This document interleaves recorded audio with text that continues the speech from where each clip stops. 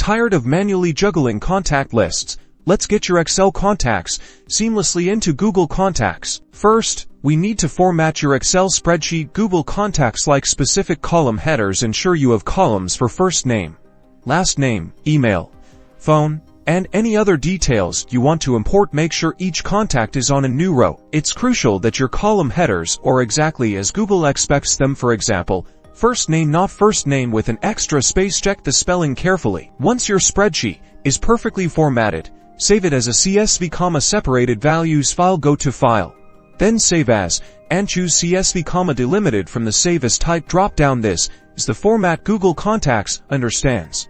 Now, head over to Google Contacts. You can usually access this by typing contacts Google.com into your browser. Make sure you're logged into the Google account where you want your contacts to live. On the left-hand side of the Google Contacts page, you'll see Import button. Click on that. A dialog box will appear asking you to select a file. Click the Select File button.